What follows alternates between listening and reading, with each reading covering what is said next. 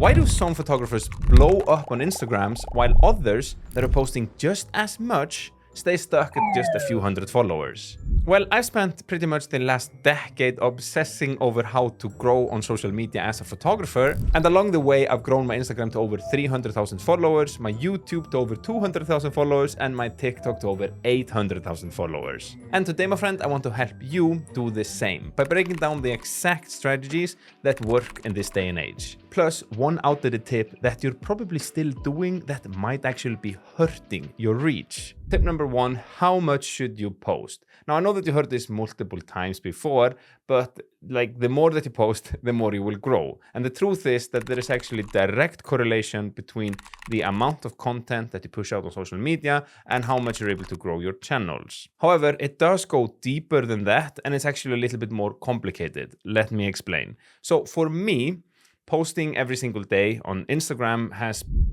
proven to be a fantastic pace and system. It's something that I'm able to keep up with, and it's given me good amount of followers doing that. Now, I have experimented with going up to 2 times a day in the morning and in the evening, and that has also been phenomenal growth wise. But the pace there can be harder for me to maintain because I also run this YouTube channel and the business around everything. I have 2 kids, another on the way, and all that things. I mean, this is a lot. But if you can do 2 times a day, that is absolutely really good. But I have tried experimenting going more than 2 times a day, and for me, then I've seen just decline of engagement. It's like I'm then annoying everybody. It's just posting too much. You understand what I'm saying? However, this is what has worked for me. The key is to find a pace and momentum that's sustainable for you, because this is a long-term game and you need to be able to stick to it and not burn out. So if it's for you 1 time a week, then start with 1 time a week and build the momentum and the confidence and be okay, I can do this, and do them 2 times per week. It's the same as going to the gym, and it's the reason why everybody goes to the gym in January, goes all out, and then in February they don't go anymore, because it's not sustainable to go 7 times a week when you have gone no times a week. You understand? Same with Instagram, so keep that in mind. So tip number 2, and this is by far one of the biggest mistakes that I see people do again and again and again. I've been doing it before, and I'm quite sure that it might be that you also, or maybe doing it as well. And that is don't post just 100 random things and hope for the best. You understand? Post a few things, see what works, and do more of that 100 times. You understand what I'm trying to say? I mean, I know that I said in the previous tip that just post more will equal more growth, but if your content is trash, sorry, it's not gonna gain you any followers, or people are not gonna be interested because it's garbage. So more content doesn't necessarily have to equal more growth if you're just throwing out some random content, That's just wasting your time, my friend. Instead, what I try to do is to post a few pieces of content, see what resonates, and doubling down on what's actually working and do more of that. I mean, Instagram rewards patterns, and if people are engaging with a certain type of post, posting more of that signals to the algorithm to push out your content further. Oh, we like that on Instagram. All right, so number 3, what type of content is then best to do on Instagram in order to gain the most exposure? So static posts, as just photos, they definitely work. If you'd ask me a few years ago, 3-4 years ago, then the reach on posts were absolutely dead. Then every photographers and their mother and their grandmother, and probably going down the entire ancestry tree, were crying because photographers are sometimes big crybabies, and they were why aren't my photos getting any reach? All these reels. And it was just the entire photography space back then. But I think Instagram heard the call and changed at least the algorithm, giving posts back the organic reach. So you can actually grow your Instagram with just photos. That is totally possible. I've seen it done. My buddy Mikael took his Instagram from just a few thousand up to over 100,000 followers by posting one photo every single day, not even a carousel or anything. Absolutely amazing. Granted, his photos are absolutely sick. It's phenomenal shots, so that's maybe why, but it showed me that's still possible. However, there is no doubt about it that the most amount of exposure to non-followers, as in people that are like have no idea who you are, is through Reels. Reels is by far the king to gaining new followers. For instance, this is my analytics. You can see that I guess most of the exposure through post, but that's because I'm posting every single day. I post at the moment because I'm doing a 365-day Instagram challenge with photos because I want to like level up my photography. So Reels, I'm only pushing out maybe 1 to a week or however much I'm capable of doing. However, notice that the amount of non-followers that are seeing my Reels, it's much greater than my post, although I'm posting a lot less Reels. You're am I making sense? You're here with me? So in my opinion, Reels is an essential part of growth, especially if you want to have it fast. And doing some sort of mix of maybe 1, 2, 3 Reels, then a post or whatever that you want to do is what kind of what I'm doing at the moment. And it's something like a strategy that I've seen worked a ton and works well. And if you're a photographer and you're not sure what you want to do, you maybe want to do the sick talking head videos that are all edited, something that I've like experimented and done a lot in the past, then just even simple behind the scenes stuff of your photos like does wonders. Just try them out and figure out what works and do the little perfect loop that I talked about in the previous tip before. Post something, see what connects, do more of that. Again and again and again and again. This is basically what I've done. All right, so number 4, and this, my friends, has become so important nowadays, at least in my opinion, for us photographers, because let's be real, the like global interest in photography has been declining. Quite a lot. You can see it that our industry is shrinking. Both us creators within the photography space, we see that the views are getting less and less, and the camera companies. I work closely with Sony, and recently I've been working with Sigma, and I was talking to the CEO of Sigma the other day, and everybody is just seeing that it's shrinking. There's less and less people interested, and there are less and less sales. So that is like how it is at the moment. So I've noticed that on Instagram at the moment, it's not enough to just post like great photos. Maybe people are so desensitized to fantastic pictures because like the top photographers on the globe has just been pushing out for years fantastic photos. Or maybe it's just that I'm not good enough of a photographer. But what I've noticed works really well is by providing value. The more value I can provide to viewers, the more people are engaging with the content. For instance, recently I've been doing a lot of these editing breakdowns on my photography post. Basically just a photo that is like pretty nice. The better the photo is, the more reach, obviously. And then a little breakdown with doodles and whatnot, showing the before and after of the edit, giving people an insight into how I was editing the photo and what was happening behind the scenes there.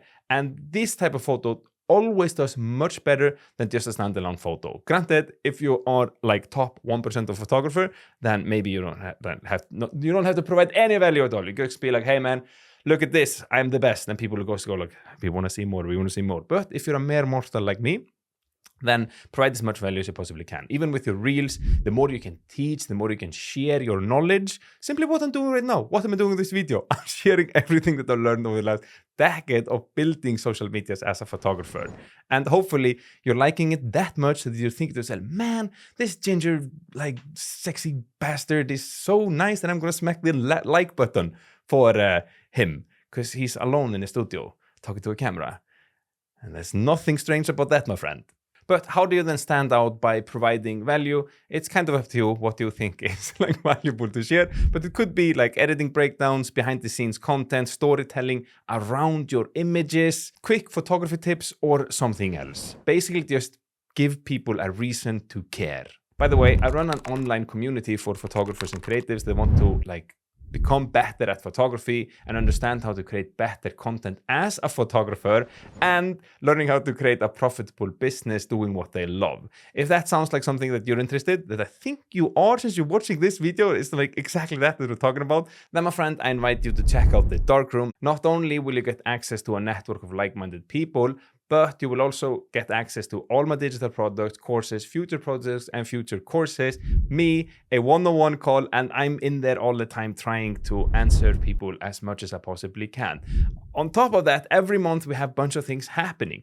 This month, we have 4 community hangouts, we have 1 live editing live stream, we have a live Q&A, and a full 1-hour lecture by me on how I've grown my Instagram to over 300,000 as a photographer. So basically this video right here, but much deeper, and you have a Q&A afterwards in live person with me. And then next month, I've already secured another lecture with one of Sweden's best photographers. And if you're watching this in the future and it's like, oh, did I miss the lectures? No, my friends, I record every single lecture. Last month we had about YouTube, and they're in the study tab, and you can come and watch them anytime, even if you miss the live sessions or not. So for just $47, which you either commit to quarterly or a yearly, and yearly gives you 20% off, then you get access to everything that I just talked about.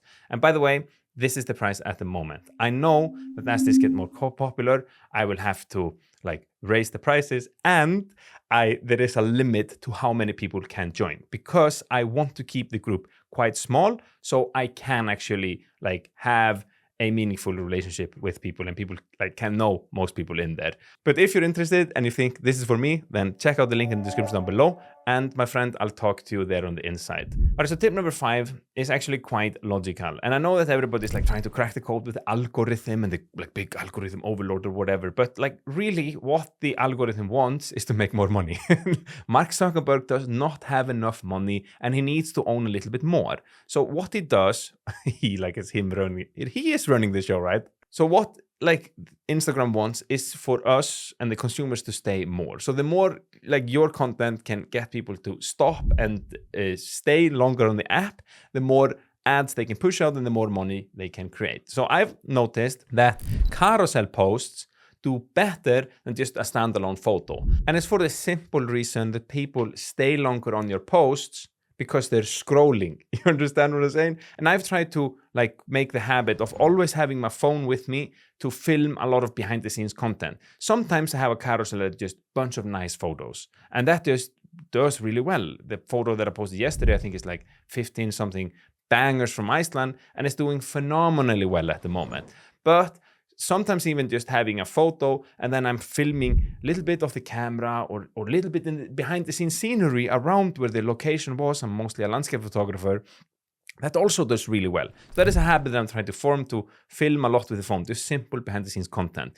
One thing that I see people do phenomenally, I'm not that strong at this, is to put some sort of text in the first slide that acts as a hook. Ben, who has the Instagram handle Live Through Optics, I'm sure many of you have seen this, fantastic car photography. He does this so well with a text and then a little arrow pointing to swipe. I also think Pat K does a pretty cool job with his texts and then a little story behind the carousels that he then posts. So my friend, if you can figure out some way to do this, very, very, very good. And then number 6, and this is by far one of the most underrated tools to growth, and that's because it doesn't really grow your audience directly at all. So remember before we were talking about the exposure to non-followers. Reels, by far the king, the best there is for exposure to non-followers. Post then has okay exposure to non-followers.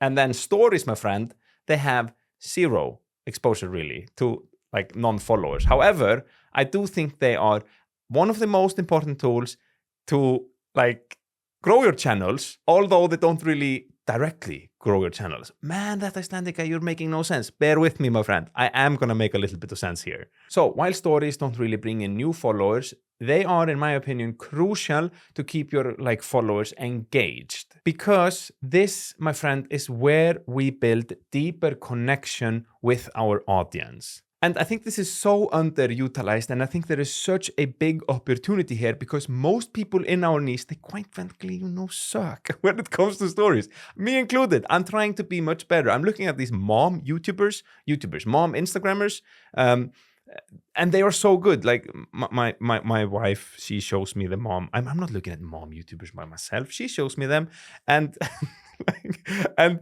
they are so good at stories. The way that they storytell and they're engaged and get all of these other moms just engaged in their world is fantastic. And I'm trying to bring that to my story game as well. Now, what I post is going to be different. Either sometimes it's like behind the scenes content. If I'm doing some like epic adventures, then I post a lot of stories. Sometimes I just post a little bit of stories throughout the day. And sometimes stories are aimed to sell at people. So I have like different type of story strategies, and I could really make a whole video on that. So you can drop it in a comment down below if you want me to do that. But the thing is, use stories, my friend, and try to get better at them, because it's one of the keys to get people to stick and come again and again for your content and get to know you. So my friends, get a little personal, post polls, post Q&As, and just figure out how to like crush it on stories, because if you're just posting posts or reels, then you're leaving massive amount of engagement on the table, I promise you. All right, so number 7, and this has to really be one of the most outdated advices ever in this day and age,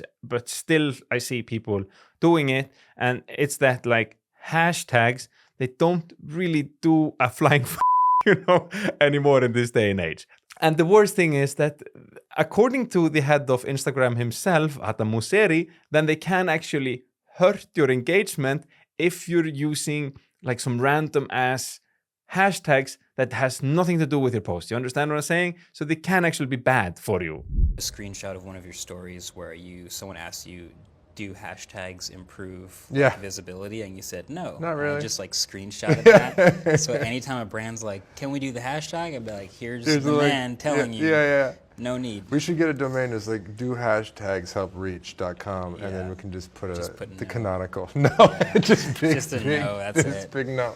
So if you're still doing like a wall of hashtags, then don't do that. If you want to do hashtags, as I've understood, have them very specific, maybe 1, 2, and 3, but I haven't really posted anything and I don't see any difference at all. And I mean, Instagram is telling us this, and I think it's good to listen. They always come out saying like, this is what we're focused on, this is what we're not focusing on, and basically just do what they say, and we obey the almighty Adam Mosseri, Sir Mark Zuckerberg, and the almighty what am I doing? Almighty algorithm.